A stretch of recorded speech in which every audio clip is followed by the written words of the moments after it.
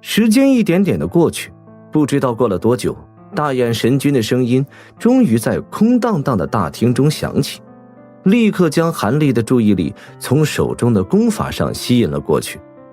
这个冥王诀有点邪门，说是佛门功法，可修炼之法非常霸道，竟有些魔功倾向的意思。魔功？什么意思？这个功法到底是否能解决我身上的煞气？不用心急，从煞气上说，我要恭喜你了。此功法的确可以解决你的大麻烦，不过此法诀并非是将煞气驱除消散，而是有些近似魔道的做法，是将煞气炼化己用的一种法门。但从修炼之法中就可以看出，这种修炼法门修炼起来似乎有些危险的样子。毕竟煞气这东西可并非能够轻易驱使的，是否还要另寻其他的佛门法门？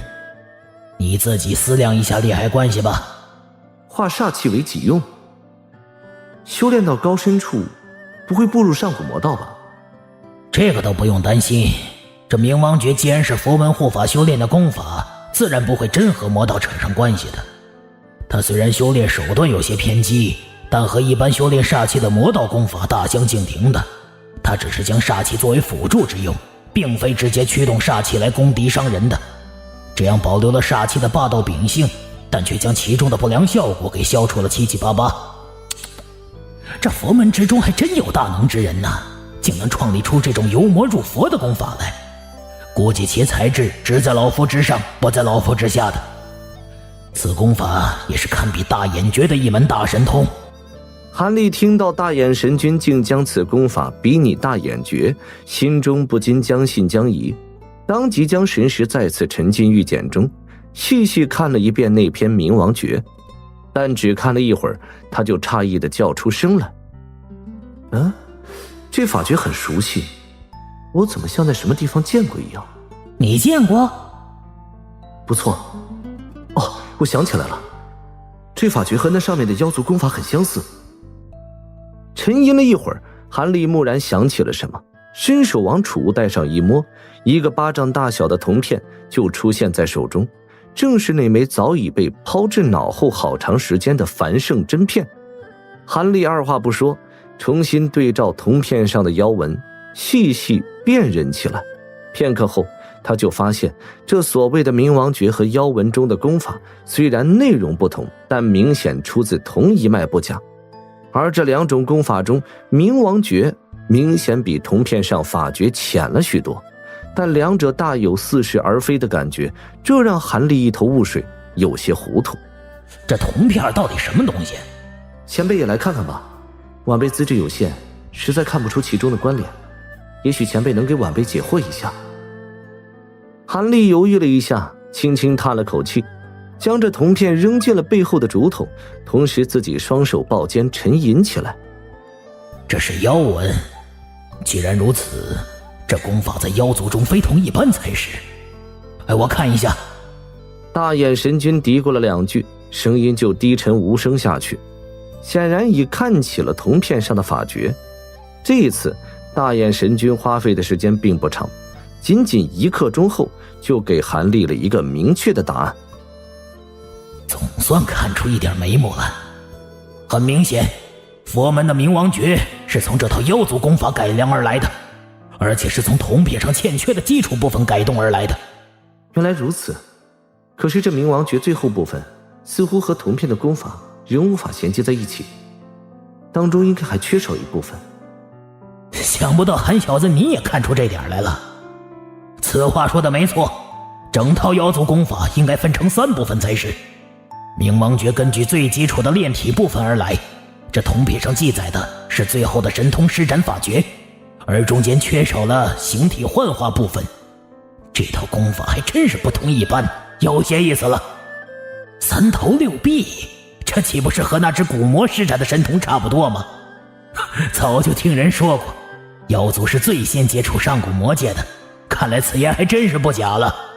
这么说来，这套功法应该是魔族传授给妖族，然后佛门又从中得到了基础部分，改良为现在的冥王诀。这么一套功法竟同时被妖魔佛看中，看来还真是大有来历，有其独到之处。不过不管这功法威力大小如何，我身上的五鬼随时可能封印不住煞气，我也顾不得那么多了，只有先修炼这冥王诀，化解眼前的危机再说。说的也是，再去花时间去找那其他功法，时间上恐怕也有些危险了。而且这冥王诀对其他人来说有些困难，但是你本来就有如此浓厚的煞气可用，想必修炼起来应该较为顺利一些才是。希望如此吧。不过这套法诀似乎是需要金刚舍利子才可以修炼，我就这样直接修炼，不会有什么问题吧？金刚舍利子，你不是刚得到一块吗？也算你机缘巧合，否则老夫不一定介意你修炼此法诀的。虽然其他舍利子也可勉强一用，但比起金刚舍利子，效果肯定是差了许多。等你的灵兽吸收完金刚罩中的尸火后，你将那金刚罩完成最后的炼化，老夫再传授你一套法诀，将此物炼制成本命法宝，如此一来就没有问题了。当年老夫外出游历时，曾经对舍利子这东西大感兴趣的，甚至乔装改扮，加入过一个佛门大宗10余年，专门研究过相关东西，没必要担心此事的。其实就是不修炼这冥王诀呀，去修炼其他化解煞气的佛门功法，同样需要一枚舍利子的。不过在大晋这般佛门昌盛的地方，找到一枚舍利子并不是什么难事儿。若是这样，那我就放心了。既然法诀真的合用，那赶紧离开此地。这山脉自从进来后，我一直隐隐有觉得不舒服，这可不是什么好兆头，必须要另寻一处灵脉之地。韩立心中暗自思量了一番，觉得修炼这冥王诀真的没有问题，当即心中为之一松。然后他目光最后扫视了一遍大厅，觉得没有什么遗漏后，人就抬腿走向一角的传送阵，在白光中身形化为了乌有。一顿饭的功夫后，韩立化为一道青红，直奔雪岭山脉外飞射而去。他一边飞遁，一边和大眼神君商量去何处找灵脉之地潜修一段时间。但飞行了数百里之后，忽然间从某个方向传来了一阵惊天动地的巨响，整个群山都被震得嗡鸣之响，犹如天崩地裂一般。韩立不及防之下，两耳嗡鸣直响，身形晃了一晃，脸色不禁大变起来，目光飞快地朝巨响声远远扫了一眼。韩立面色阴沉，二话不说，遁光速度加倍，青红方向一变，蓦然远离了巨响方向，激射而去。但韩立只是才遁出了20余里，神识就感应到身后灵气波动惊人，接着一团灰气，一片乌云，以及一股白蒙蒙的飓风，一前两后从后边破空射来，速度比韩立现在筑基期修为来说，自然不可同日而语，几乎眨眼之间，离韩立只有数里之遥。不好！韩立暗叫一声，心中大感郁闷。本想远远躲开是非，可如今麻烦偏偏找上门来。后边的3人气势俱是非比寻常，明显是元婴期以上的修士。不过前边那团灰气忽弱忽强，一副受了重伤的样子，看来一名被追杀的倒霉鬼而已。眼见实在无法避开后面3人，韩立心中一横，干脆身形一晃，玉气往一侧让去，看看这正在忙碌追逐的3人能否对他这么一个小小的筑基期修士视若不见，飞掠而去。可是韩立身形才刚斜着飞出去10余丈，忽然戛然而止，一下停住了遁光，神情惊疑不定，左顾右盼起来。这时候身后的那团灰气呼啸着率先从韩立身旁一擦而过，一个头戴高冠面无血色的修士暗藏在灰气中，冷冷看了韩立一眼，眼中闪过一丝异色，气团转瞬间激射出数十丈去。可就在这时，忽然远处四周同时传来一阵地动山摇之声，接着一只丈许大的黄色葫芦蓦然从100丈外的地方浮现而出，葫芦口一抖之下，一股黄蒙蒙的风沙狂涌喷出，正好吹向了对面而逃的灰色气团。啊，落魂沙！灰气中人一见此风沙，大吃一惊，并畏惧异常，急忙拐弯，就要避开此风沙。嘿嘿嘿，玄烨兄，现在走可是迟了。随着狂笑声，下巴生有浓密胡须的黄袍大汉瞬间从葫芦上现出身形，接着两手一掐法诀，从四面八方的巨响中同时升起滚滚而来的深黄色沙雾，随之沙漠弥漫遮天，里面更是不时隐有翻起闪动。灰气中的修士一惊，急忙向下方看了一眼，只见低空处同样黄蒙蒙的一片，这沙漠竟将数里之广的地方全都笼罩在内。藏在湿气中的炫夜王面色苍白，停下了遁光，用恶毒的眼神死死盯着巨大葫芦上的黄袍大汉。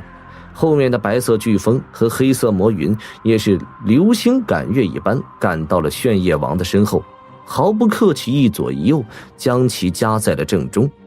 玄夜兄，先前你已经中了太阳门宋大先生的一记玄阳尺，还没有大成的天师法体，多半已经受了重伤，现在又被我们三人围在这里，你有何必要负隅顽抗？只要你老老实实的吐出天使珠，再让我等种下禁制，也不是不可能给你留条性命的。毕竟玄夜兄和我等交往也有些年月了，若就这样魂飞魄散，黄某还真有些不忍的。黄沙上人，我就知道是你。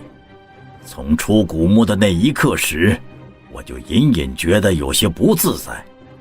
看来从那时起就被你盯上了，布下这圈套引我出来。你们谋划了很长时间吧？还真有耐心，竟真一直监视本王10年之久。如此的处心积虑，本王中此圈套倒也不冤枉。不过你们真的以为凭一个小小的黄沙阵就能困住本王？看来黄某先前的话算是白说了，玄夜道友就不要怪黄某手下无情了。不过这一次我们还真没料到，阁下竟然将如此重要的天使珠随身带在了身上，否则也不可能让你跑到此地了。另外忘了告诉道友，在下为了能确保这次计划完美建功，特意将天使姥姥搜集100余年才炼制成的紫晶神砂借了小半壶来，并已经混在了四周的落魂砂中了。道友若是寄希望用土遁术而逃跑的话，根本是痴心妄想的事情。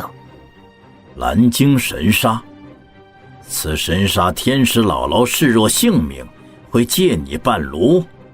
哼，你的牛皮也吹得太大了。狂沙上人闻言只是冷笑不已，竟未开口分辨，这反让炫夜王心中一凛，脸色阴沉的越发厉害。说也奇怪，不知这三人害怕炫夜王临死拼命，还是另有打算。明明大占上风截住了老魔，三人却始终围而不动，并未有马上动手。而炫夜王见此更是乐得如此，他前方逃遁时早已将求救的声音孵发了出去，想必援兵不久就会将至，自然是能拖一会儿是一会儿。四人间一时寂静无声，僵持起来。不过除了这4人外，被这黄沙困住的还有第5人，自然就是一时不防同样被裹进大阵中的韩立。韩立暗中有些郁闷，在一旁一言不发，希望尽量不要引起这3人的注意，好等一会儿拼斗起来再设法偷偷破镜溜走。不过这个如意算盘无法打响，因为旁边的黑色魔云中突然传来一道尖尖的话语：这个小辈在这里有些碍事，在办正事前先将其解决掉算了。也好，省得一会儿碍手碍脚的。葫芦上的黄袍大汉只是面无表情地扫了韩立一眼，就丝毫兴趣没有。韩立听到这话，心中恼怒之极，看来这最后一次的解封不用也得用了，否则小命就要不保，这一次还真是受了无妄之灾了。